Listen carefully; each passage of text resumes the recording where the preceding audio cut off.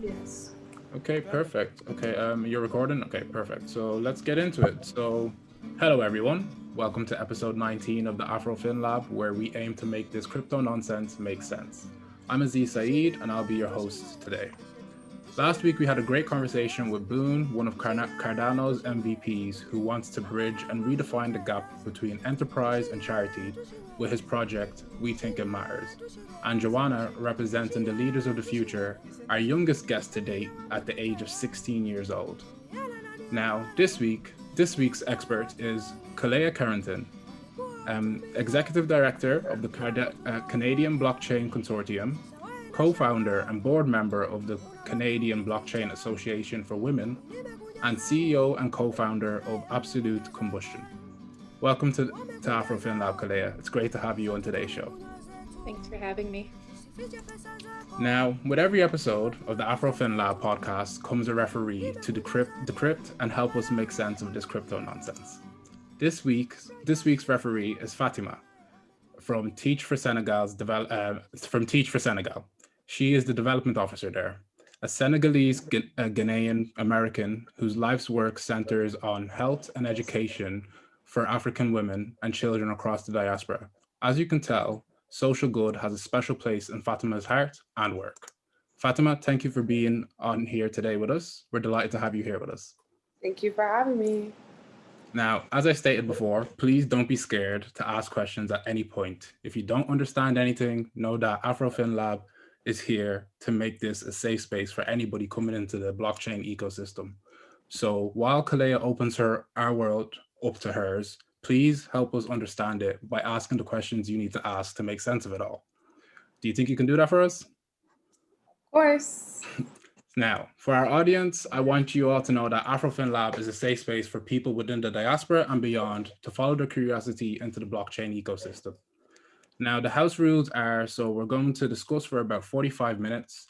Again, Joanna, feel free to ask questions at any point, and then there will be 15 minutes for questions and answers from our audience at the end. So let's get into it. Koleya, do you want to tell our audience a little bit about yourself and how you got into the crypto space? Your mic's on mute. This has to happen to me every time I get on a Zoom call. Every time. So my background is I design combustion heating systems for aviation, construction, and the oil and gas industry. I've been doing that since about 2009. And it's an interesting story about how I kind of got into the space, and it actually relates to the technology that I was designing. But I guess kind of like an initial story with the technology I have, there was a group out of Calgary, and they asked me to like come and meet with them and discuss my technology, because they were doing, I think, the equivalency of like an ICO, but specifically for like oil and gas related technologies. And they were interested in like investing in my company or talking about Bitcoin. I'd never heard of it before, so I was like, is that money? Like, are you trying to give me money? Like, can I spend this money? Like, are you laundering money? Like, I was like, what is this? So I left the meeting and I called my lawyer and I was like, yeah, these guys are talking about investing in our company, but in Bitcoin. Do you know what that is? He's like, I have no idea. I was like, this is the name of the company. Could you check them out? I was like, just legally, like, look into them. He's like, yeah, no problem. And then it was, I'd started trying to ask them, I was like, could you give me some resources on this, just like so I can understand it a little bit better? And while I was trying to read up about it, my mom posted on a Facebook, she's like, if you want to buy Bitcoin, just ask me. And I'm like, my mom cannot, like, she did not know what to do with her phone. So I was like, you don't like what? So I like call her, I'm like, what are you getting into? And she's just like, yeah, so this thing called Bitcoin, you like buy it and you put into this thing called like USI TAC and it makes you all this money. And I was like, oh. Wait, hold up a second. Your mom got you into Bitcoin? Yeah. Wow, that is great. Yeah. She's talking about buying this on Facebook, and I'm like, okay. And then she's like, yeah, there's a thing called like USI Tax. You like buy this Bitcoin, and then you put it into this other thing, and then it goes into this USI Tech thing. And if I get more people into it, I make more money. And I'm like, whoa, mom, you getting like? I was like, this doesn't feel right. So then I went back even further, and I was like, okay, I really need some resources on this, guys. And they sent me to this Netflix show, like banking on Bitcoin. And I literally fell asleep through it. I was like, what? I was like, this doesn't make any sense.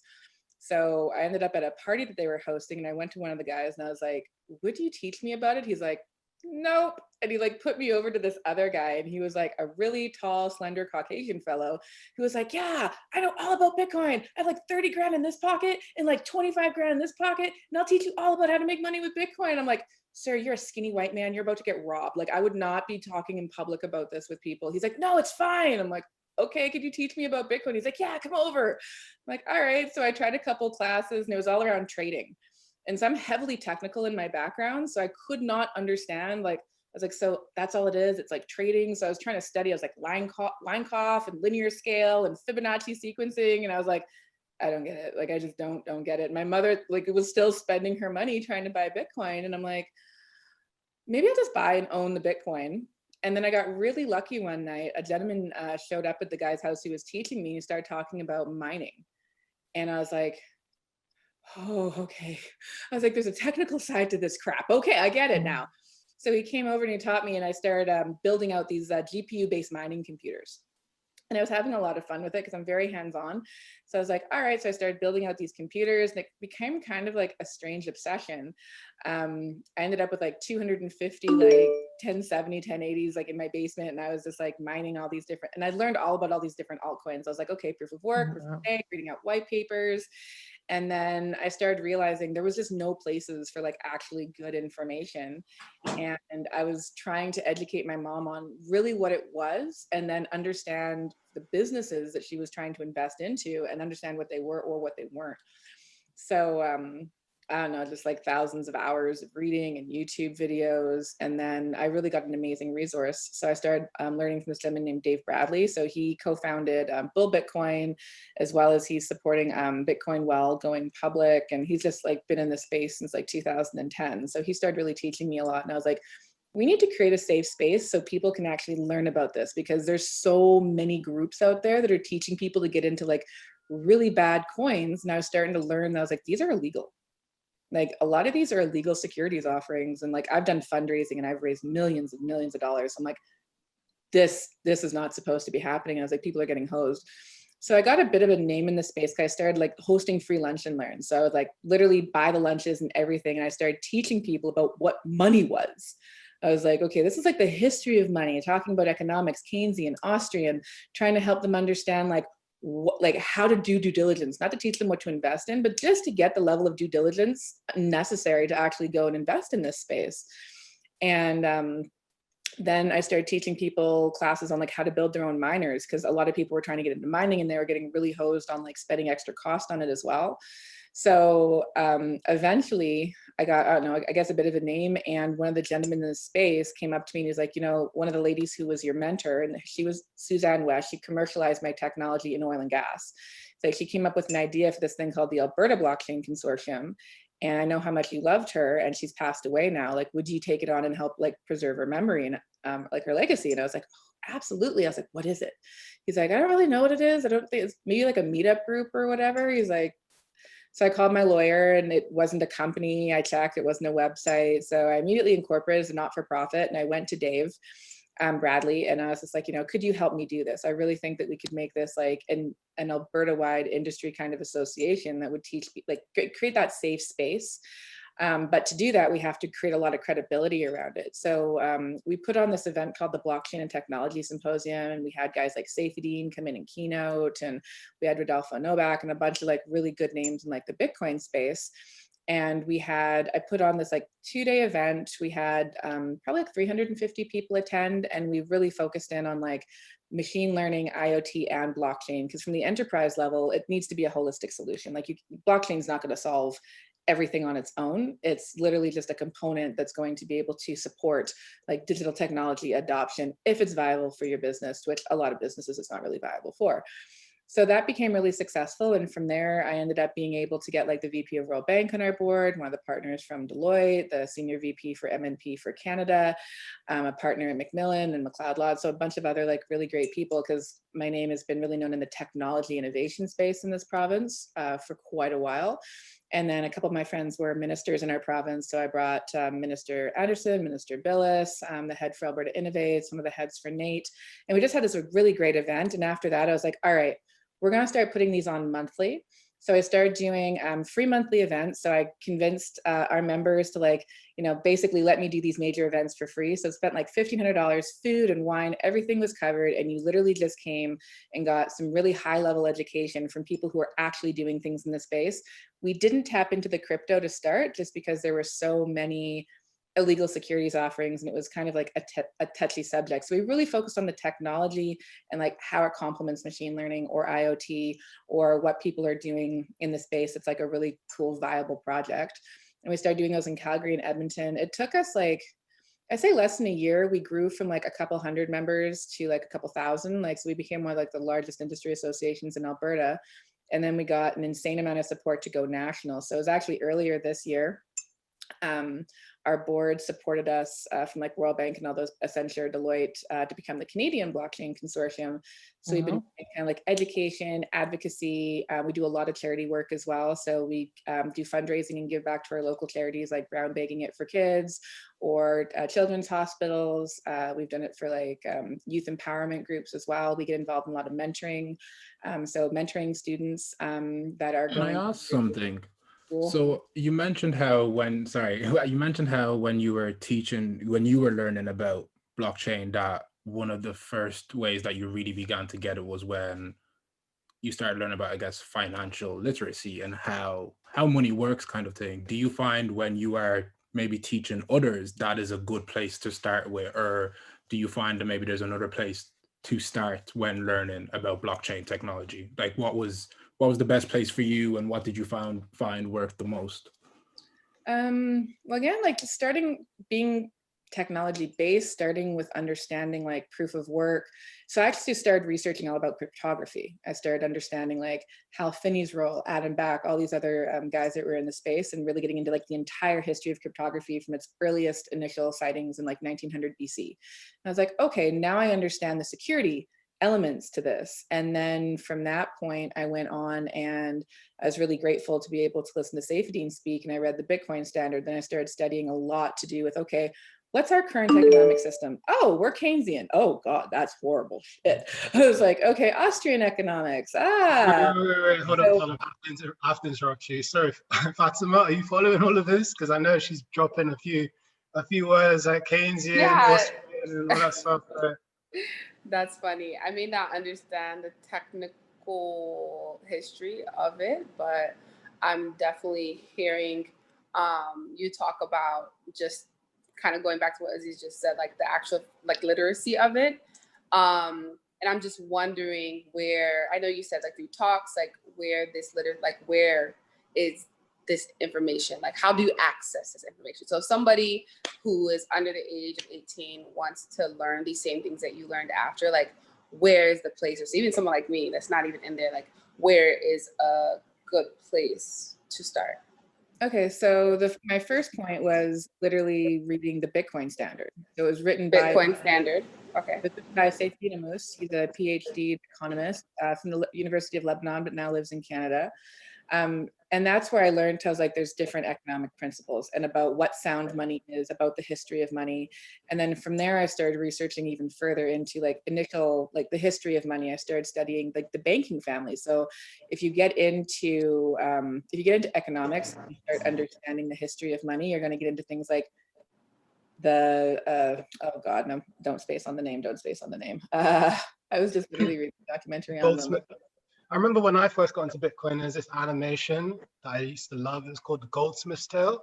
And it tells the history of banking back to like when they actually used to hold physical gold in vaults. Like the Medici families. Yeah, that was it. Okay, so Medici family. Yeah. Studying a lot on the Medici family, which are not the initial family into banking, but it's interesting how the Medici family actually very strongly influenced the Borgia family and how like that Pope actually created like basically the Bank of Rome, which was really interesting. And then that's where quantitative easing started coming from. So understanding what that is, where it's like, okay, I have you're giving me your gold to keep safe, because if you're just a traveler on the road and you have all of your possessions on you and someone could rob you, you've just lost everything. So the safe idea to do is go put it somewhere where you feel that you're going to trust that individual.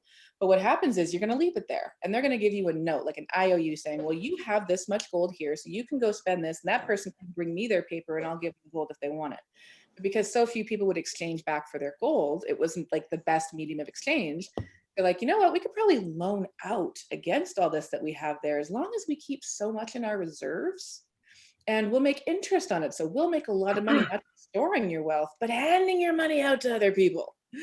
And that's literally what we're suffering from right now. It's like the bank, well, there's so many books on this, like Riches for the Bankers, Debts for the People. If you really want to understand how Roosevelt literally handed off our monetary printing system, like, and privatized the printing of money to the central banks in, like, you know, the early 1900s, and then how the gold standard works. So like researching all over the gold standard. So you can find stuff on the internet, but I love reading books from economists.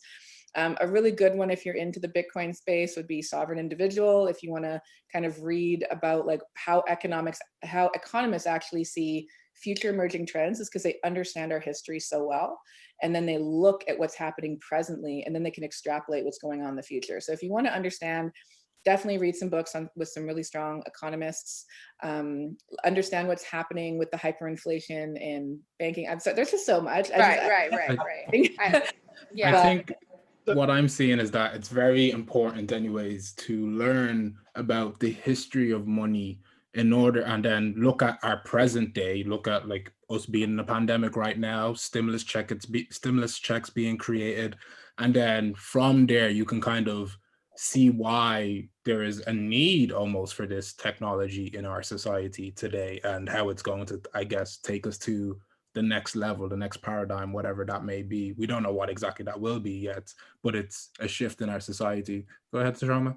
Yeah, so I was just thinking, I mean, so Koleya, like, clearly you've been in the space for quite a while now, right? When you talk to like people who are new to the space, and you know, their first thing is like, how do I make some money, essentially, right? Yep. You know, how can I flip some coins? How can I get in and out and make these trades, etc.? Like, I mean, what's your experience of like actually trying to teach them about the history of money? Like, do you find their ears closed off, or are they actually like?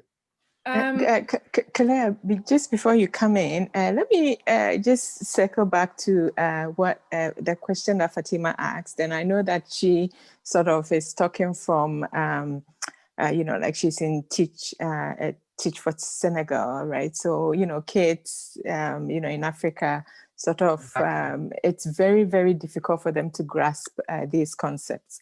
And Fatima, I just want to make this admission that in the blockchain world, from Bitcoin, we are sort of more maybe third generation, we are into Cardano. There is a big problem in terms of where do we find, or, you know, like easy, okay, so go to this site and then you will find all the information. So we do have to make that admission that we are still in the process of trying to sort of, you know, get materials that is easily accessible, especially for disadvantaged, you know, communities and children and stuff like that. So yeah, I just thought I'll throw that in there.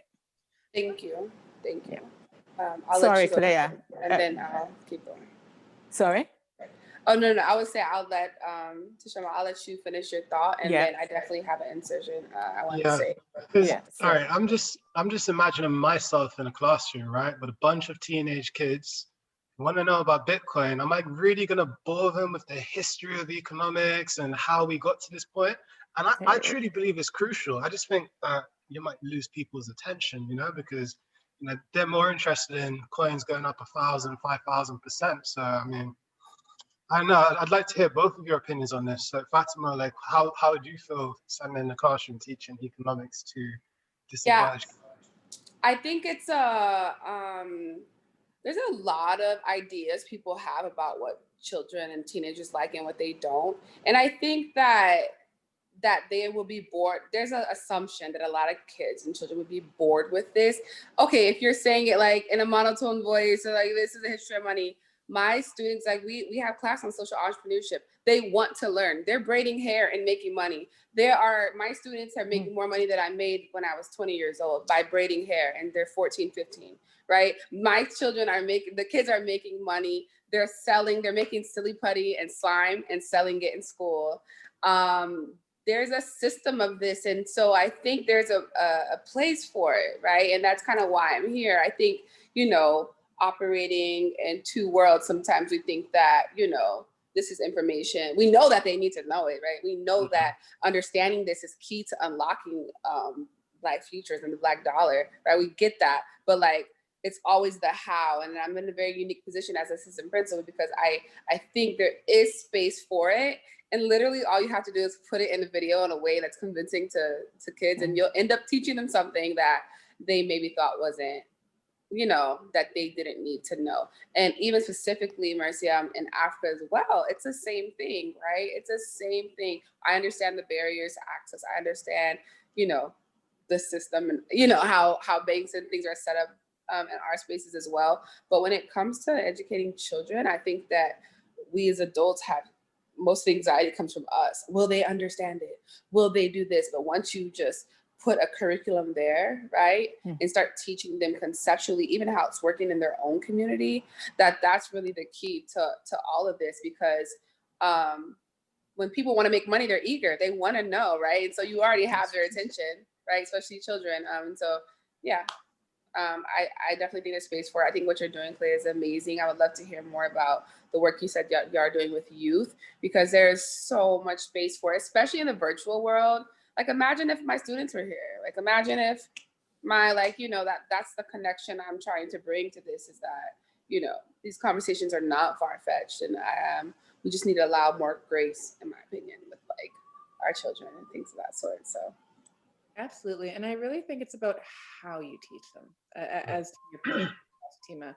Because when I talk about the history of money, like, I literally get in there and like even with adults, because you have visual learners and you have audio learners and you have tactile learners. And if you're not willing to like make hand movements, like, all right, so barter and trade. So if I have a cow and you have a chicken, and so if you like really make it interactive and engaging and you're passionate about what you're teaching, it's just like, you could be teaching them about any topic whatsoever. It's how you say it. It's how you perform it. It's how you engage with them. It's like, right. With any teacher that was like, and this one time. Exactly. Like, fuck off. Sorry. Piss off. Like, I'm not gonna listen. I'm gonna fall right asleep, right? So I'm very animated, and I like to be like, I like to engage. I don't care what age you are. Like, I literally was teaching people in the Rotary Club. I'm not sure if you know what that is, but here in, across Canada, Rotary Club, it's like your minimum age to enter into this is about 65. Try to teach them about Bitcoin. It's like, I have this paper bill here and it's money, and you're like, all right, let me tell you why that's not actually good money. Right. Yeah. Yeah, I hear you on that. Finding an access point, right? Finding an access point, using real life examples and things that community, like you, and then in order to do that, I want to just add, you have to really understand that community, right? You have to understand, just like you said, you're going into a motor club, you have to be a little bit more ancient or in your approach. It's the same, I believe, is specifically like the types of communities I work in West Philadelphia as well. Understanding that a lot of, so one, I have a lot of immigrant families, West African immigrant, Caribbean immigrant families, and understanding, even like my own father's undocumented, like people in my own family is undocumented. And so understanding how access to these banking systems is not even an option for them right now, but right. This is how you, being here, born, like understand, just not assuming what kids already know, because the reality is, the simple things that I may knew of, like my grandma, like going to the bank and getting money, that started formulating my thought, oh, there's a bank and there's money there. And da-da-da. But you have immigrant parents, right? Like most of my kids, right? And they're literally deal with cash. Like I have most of my families, when we have a fundraiser or something, they're coming with cash, right? And like, oh, well, you can pay it online. They're coming with cash, right? And so like just understanding the cultural, I think, context, the piece of that is very, very crucial in your your approach, right, to that specific community. So very yeah. On that point of, I guess, understanding the community that you're trying to teach, Koleya, you are the co-founder and board member of the Canadian Blockchain Association for Women. So when, I guess, approaching women and teaching them about blockchain technology, where have you seen, I guess, challenges or wins within that work? And the reason why I'm touching on this is because I guess women are the teachers of our world, because they're the ones that bring us all into this world. So if they're the ones that are strapped with this knowledge, it could be incredible for our society. So yeah, I guess, do you want to touch on that a little bit? Definitely. So when it comes to women, there's a lot of points. I'm very passionate about advocating for women in STEM.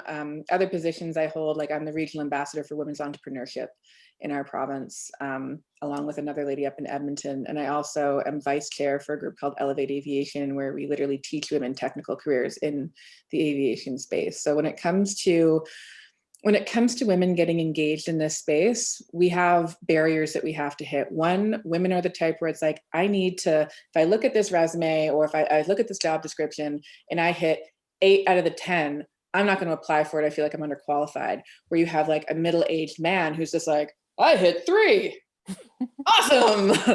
Like, can we all have the confidence of a middle-aged Caucasian male, as Arlene Dickinson said? Because it's like, but it's not negative. So it's like, men have confidence. You guys are like, yes, I'm going to ask for what I want. I'm going to ask for what I deserve, because I know I am great.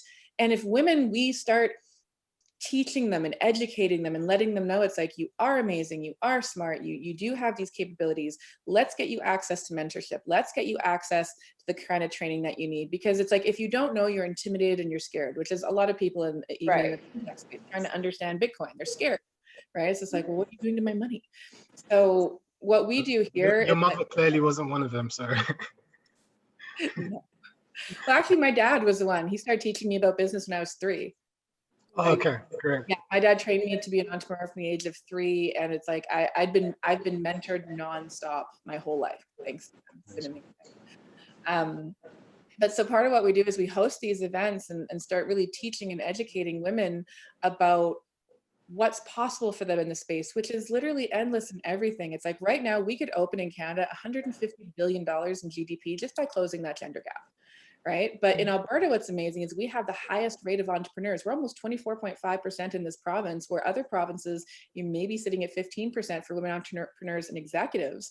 And then you get into the technology space, like executives of a tech, and you start just dramatically decreasing those numbers, because like women, we tend to go into the spaces we know best. It's like, okay, beauty, hair, skincare, those kind of things we tend to move towards, because it's more of a traditional space.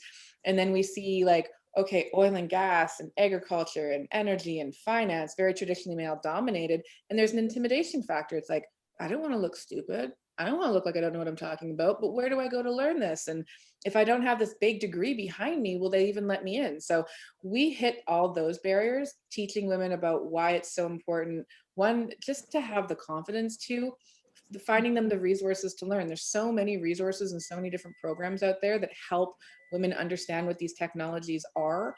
And you don't have, just to start a business doesn't mean you have to be a programmer. Like if you're trying to get into the tech space, it's like, you don't have to be the one designing the software. You just need to be good at, X, Y, and Z to get it off the ground, right? So there's a lot of elements to that we get into. Our latest program that's launching is called Teach Her. So it's a multi-component system where we give them access to the mentorship. We give them access to the resources that they need.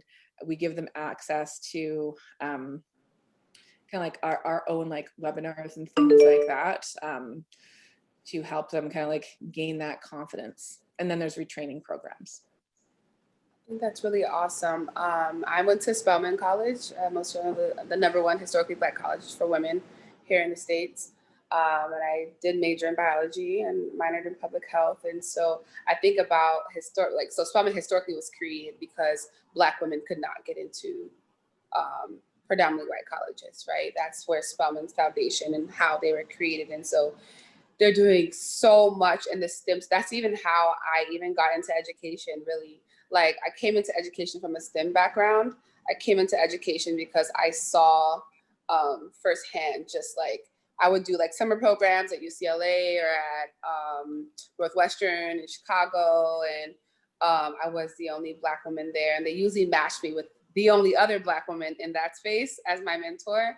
And, you know, I started learning about those things that you just talked about, how like, you know, these spaces are usually dominated by white males, but it literally is just the experiential piece. Like me, even like I was in a diversity program, right? And so through my experience in these spaces, it gave me the confidence, right? To not only be confident in that space, but have like all of my I would say, to back it up, right? Like I knew how to access literature. I knew how to do, you know, all of these different technical, academic, or, you know, I just knew the clinical side to it, and I knew the like academia side to it. And so it really did liberate me as far as like what I saw myself doing for my future. And so I think that is definitely necessary. And I'm just, again, always pushing for the kids, praying and hoping that we start to do this at elementary school. Because think about it, if you build if you create, right, there's a very like, we learn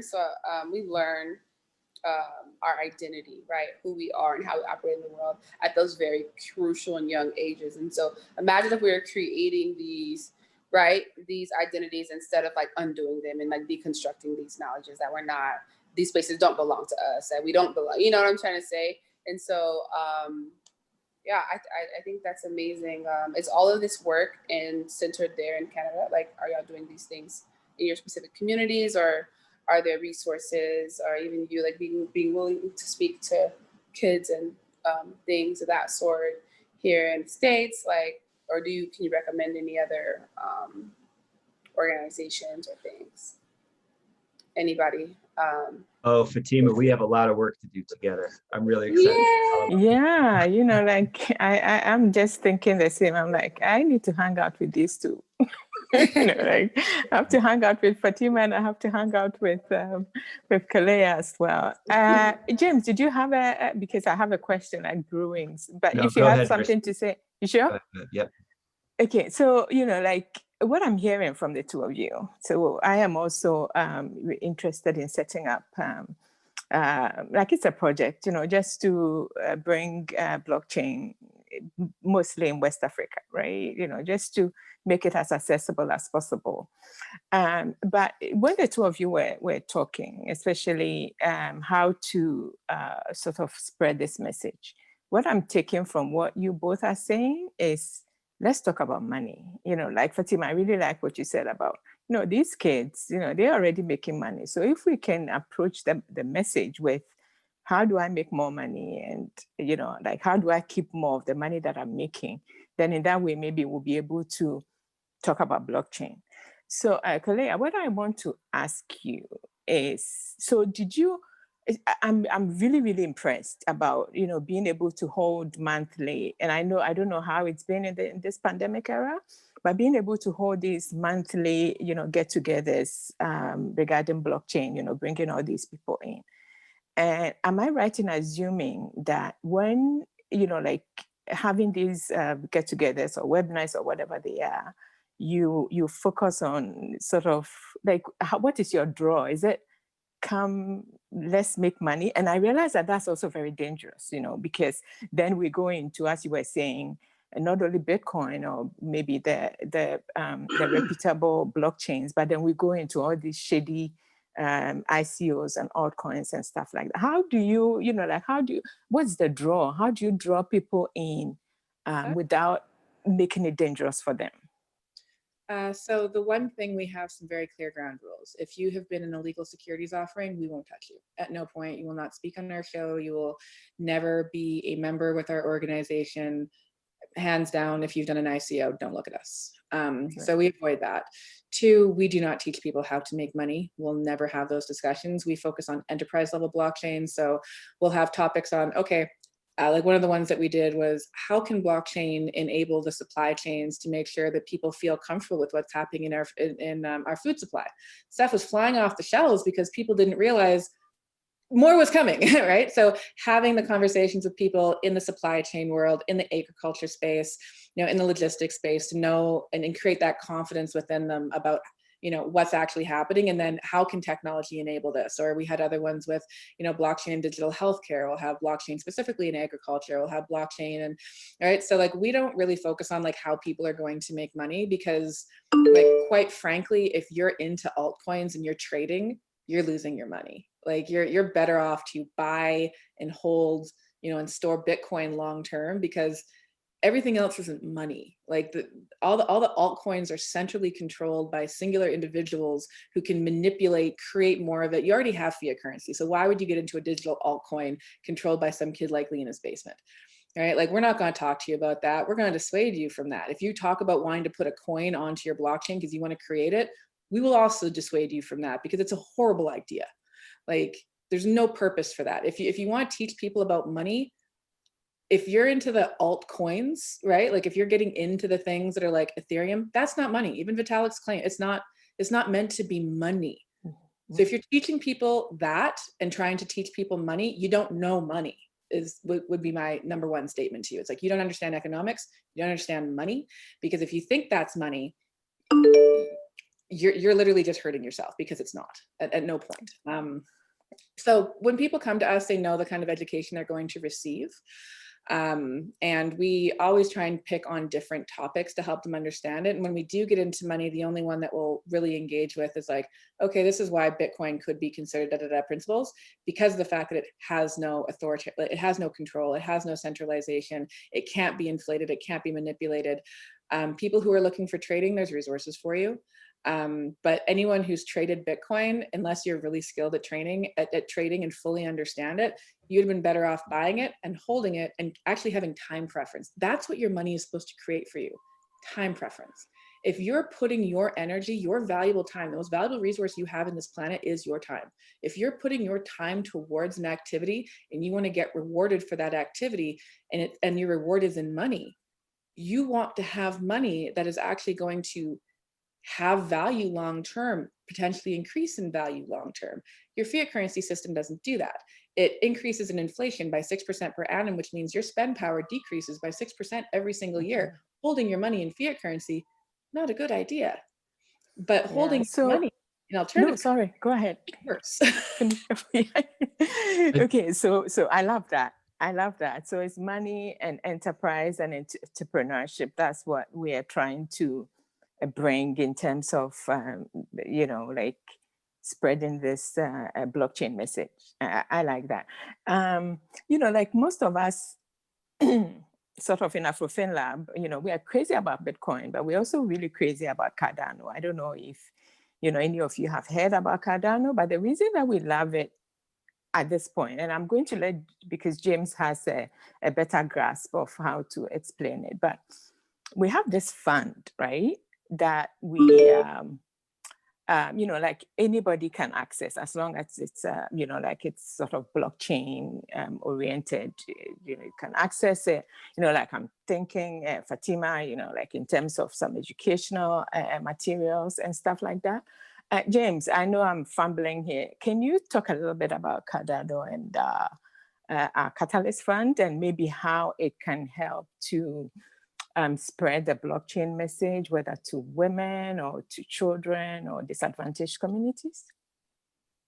Yeah, I guess so. The way Mercy and I met in the first place was participating in these governance experiments on Cardano, and one of the goals of that protocol is to by working on proof of stake, generate a treasury that's always replenishing, and then distribute the funds from that treasury to projects that are built to try to build the space. And even the problem statements that project submissions are responding to will in time be defined by the community.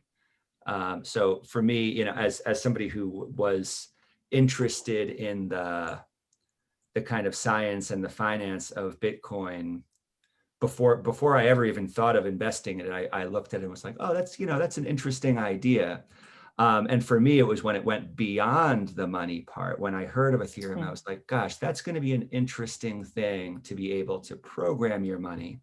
And even then I didn't really invest too hard even then.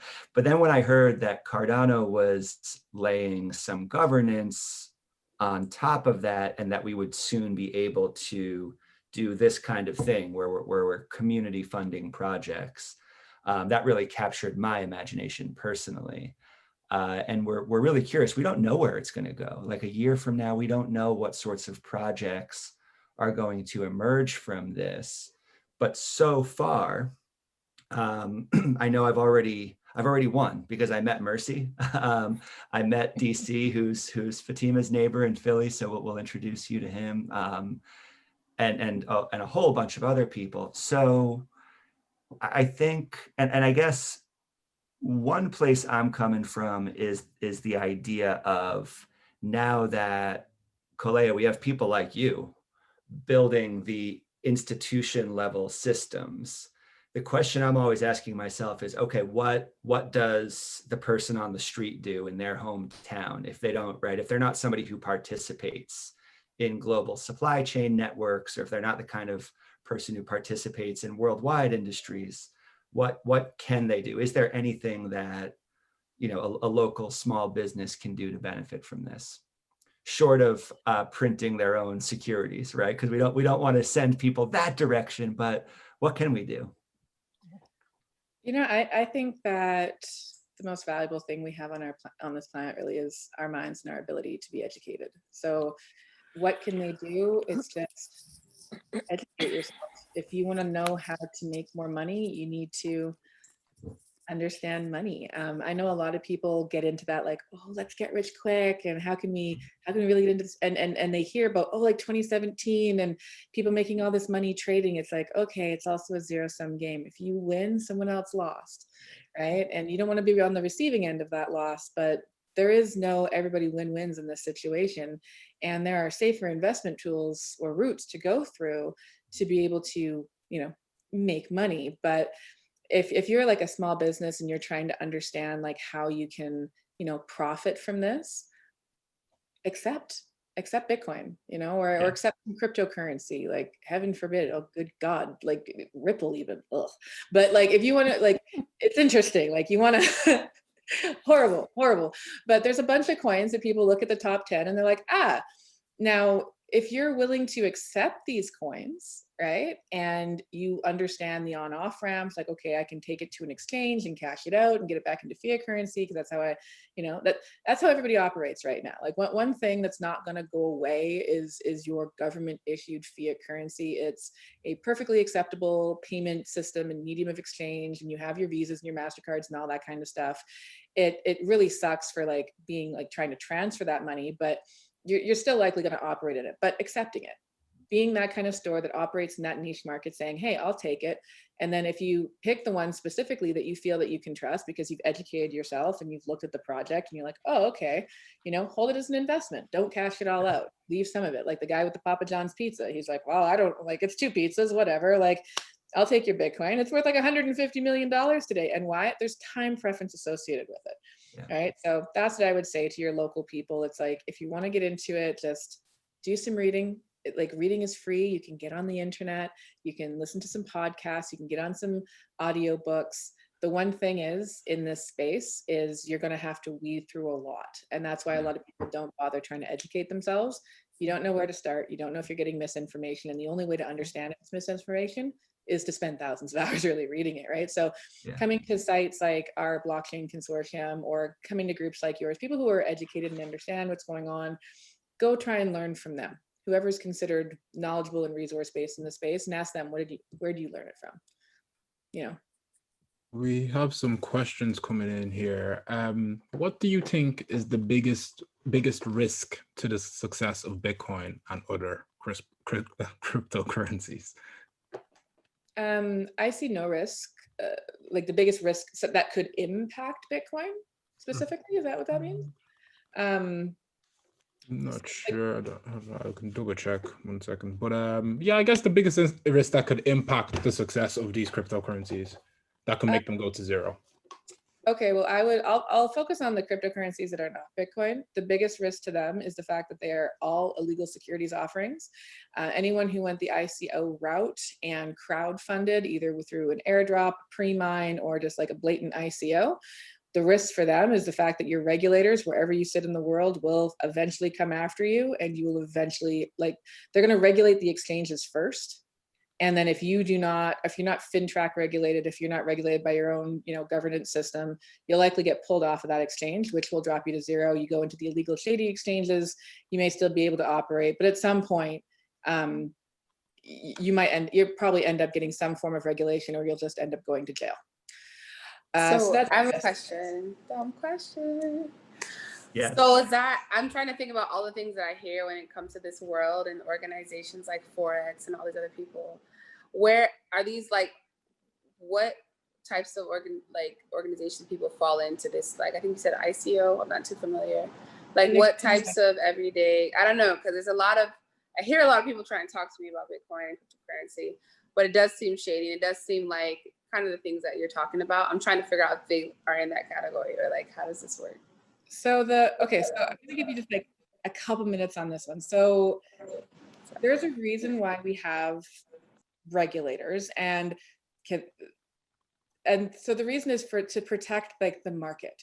So you guys make like whatever your value that you bring in every month is, or what you make over the span of a year, you count as a specific type of investor. If you make less than $300,000 a year for multiple years and have less than $1 million in liquidity, you count as like eligible market, unless you're going the friends, family, fool route. So it's like, if you and me are like, straight up like cousins, or you're my aunt or something, and I like, hey, I have a great project, invest in it, and you give me money, you're exempt from that. And then if you're making $1 million, you're also exempt from that. But 99% of the population are going to fit in a particular category, and it's like the exempt market. So you guys would be like in that average 75K a year for multiple years. You probably have your $500,000 house or whatever that is. If I go out to that market and try and get money without having things like a prospectus, without having a solid business plan, if I say things like, oh, I'm going to double your money, triple your money, you're going to make thousands of % gains on that kind of stuff. If I don't have audited financial statements, like if I'm not doing the things that would help people feel safe as an investor, and if you're not issuing out share certificates, then you are doing something that is basically illegal. So when people start an initial coin offering, it's like, okay, I'm going to go on Ethereum, I'm going to develop my own ERC20 token, and then I'm going to create a roadmap. And you guys have seen those. It's not a business plan. It's like a little infographic saying, at some point, if you give me this much money, I'll have a business. Would you ever give somebody money that told you that in person? If you give me your money, at some point, when I get enough of it, I'll actually start a business. No, you never would do that. You'd be like, what the hell?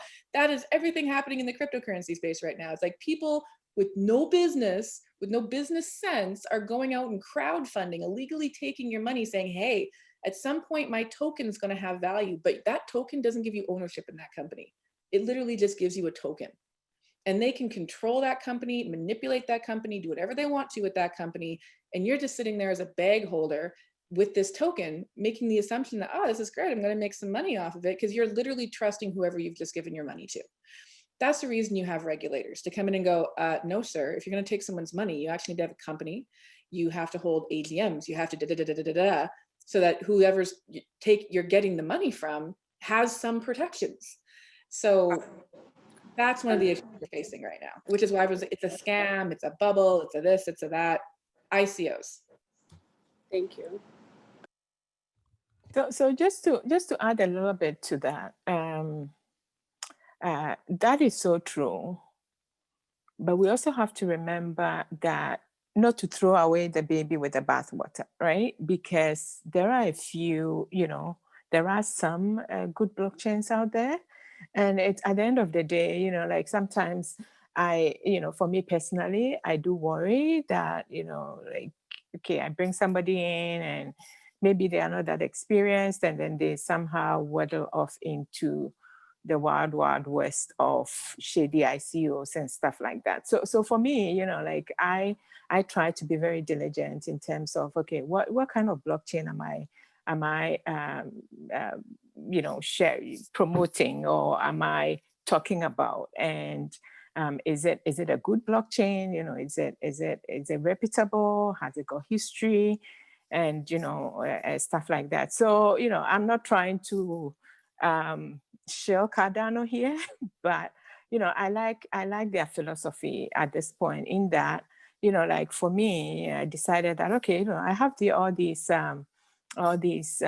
skills. Let me see if I can bring a few people together, and let's see if we can, you know, spread the blockchain message in West Africa, right? I am not required to do an ICO at this point. I can go to the community and then, you know, get some money. So, you know, my caution is for us not to throw the baby out with the bathwater, basically. Yeah, I'm going to say something here, because I mean, those early years, like 2014, 2015, 2016 was when I got involved. I was actually like an initial investor in the Ethereum ICO. And I remember the narrative that was being spun at the time. It was essentially, you know, what you were saying about accredited investors. This is something that has historically kept marginalized communities out of investments. So the whole idea of like being able to invest in ICO was like, hey, this is like my opportunity as, like, you know, at the time I was a student, I didn't have much money, but I could take, you know, my little £100 or £200 and invest in something that could potentially be the future Google, or, you know, the future Amazon, etc. So, I mean, I'd love to hear your opinion in terms of like these barriers to entry that retail investors currently have in terms of investments, and, you know, whether you think movements like DeFi and, you know, decentralized finance and, you know, new features like staking, etc., is something you'd want to promote to new entrants, or whether you just tell them to invest in Bitcoin. Okay, so I want to make a distinction. There is like cryptocurrency, and then there is like blockchain. Blockchain is a database. That's all it is. It's a distributed ledger database. You can have it controlled. You can have it open source and decentralized. Blockchain is a database. Cryptocurrency is a separate kind of thing, because, okay, yes, they're running a project, but they're tokenizing their project and using token economics to say, I'm going to get this money, pay the developers, and build out this particular project. But it's like the protocol is the technology, the product is the token that's operating on it. So just being able to create that distinction. So the things I love about this space, or Bitcoin in particular, is the fact that it does give communities that cannot go the traditional investment route an opportunity to gain access to more wealth.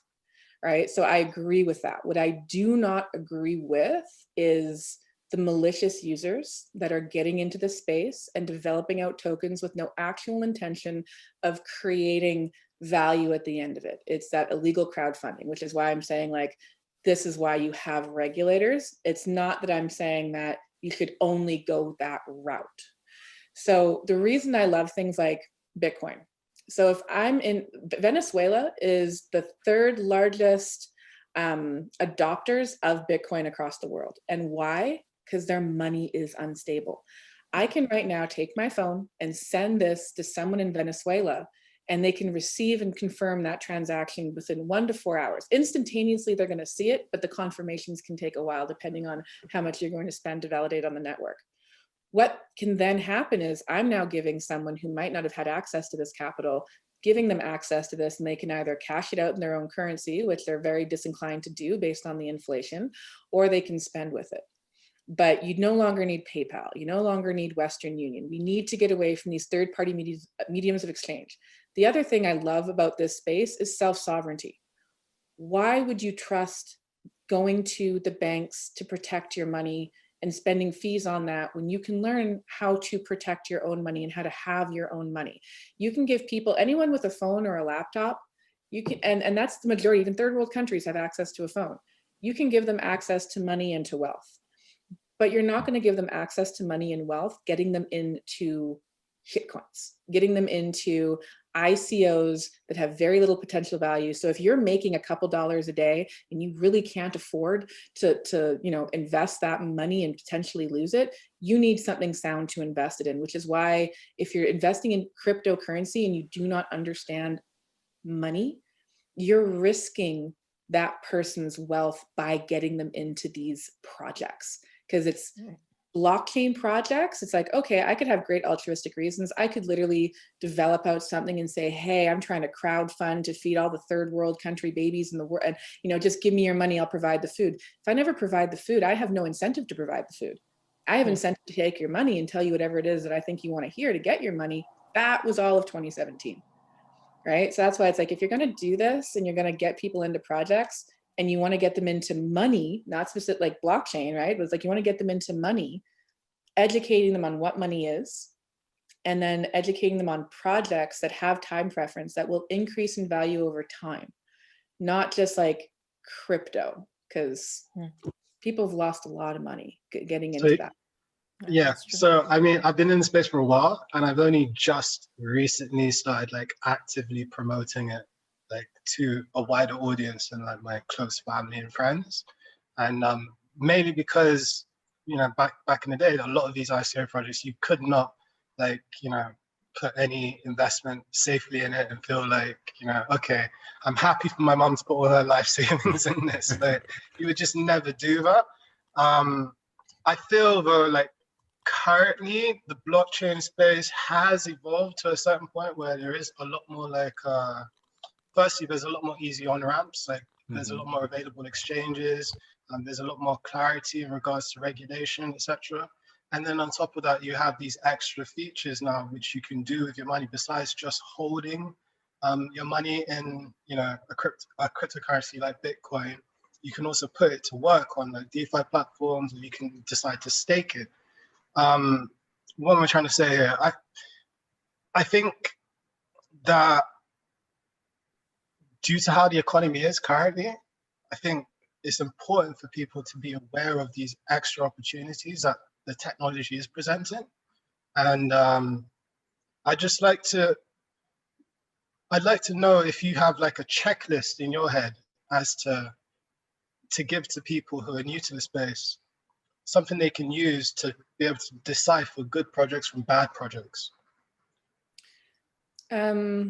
Well, I guess my first question to them, if they want to decide good projects to bad projects, is why are you getting into the space? Is it to make money? And then, okay, so if number one, you want to get into make money, okay, great, that's fair. Everybody, we all want to make money. Money is amazing, right? Like it's what makes the world go around. But then two, are you investing in cryptocurrency because you believe it's money? That is a very key question to ask, because if they believe it's money, then your first resource is to send them to understand money, because they'll understand from that moment right there if they actually research and understand the money and the monetary system. So if you're in the UK, you're also running off Keynesian economics and spend theory, right? If you're in North America, you're running off spend theory. Anytime a government has the ability to produce and manipulate and create more money, it's unsound money. It'll inflate and it'll devalue. So helping them understand what that is, send them off to research Austrian economics. Number one, hands down, understand that. When they understand Austrian economics, they understand sound money, they understand time preference, they're going to have a look, when they see the space, they're going to understand a lot more about what they're getting into. It's like, Cardano is not money. It's a blockchain project, but it's not money. It doesn't follow the principles of money. So it's like, when they understand that, they're armed with a lot more knowledge to make the decisions that they feel are going to put them forward. A lot of people focus on like the technology is great and amazing. It's like, okay, fine, fair. And if you're investing specifically because you like the technology, that's a whole other route. And then you start helping them understand specifically what is blockchain, what is cryptography, what is encryption, what is a hash, what would you actually be able to use with it? What can it do? But most importantly, educating them with what it can't, right? So what way are they going, the tech or the money? Because you can send them to resources for both. But if there's this confusion that they're investing in two things at the same time, it's like, well, maybe, because a lot of projects do combine them with that's the thought of it. But if you're investing in this blockchain technology because you think it's money, immediately you need to like shut it down and go, okay, let's understand money. Here's a book, go read that. I think it's a very fair point. I'm in agreement with you. So. Yeah, so I'm gonna wrap it up here. It's definitely, I think the emphasis here is that if you want to come into the blockchain ecosystem, that you need to understand what money is and be able to decipher money from stuff that is not money. As you said, yes, maybe some of them may try combine it, but it's very important to understand money when you're in this ecosystem. Otherwise, you're going out into the wild, wild west with no ammunition at all. So yeah, so so I would like to thank everyone in our audience for being part of today's show, wherever you are in the world. I'd like to thank our expert, Koleya, and our referee, Fatima. Having you both on today's show has been amazing. I also wanted to say thank you to the AfroFinLab panelists. Know that you are all appreciated. And to our audience, please hit subscribe if you're watching on YouTube and follow us on Instagram and Twitter at AfroFinLab. So the show has ended, but the conversations continue. And I'd like to take this moment to invite you behind the curtains to our post-show discussion, so feel free to stick around. And that's it. See you next Sunday.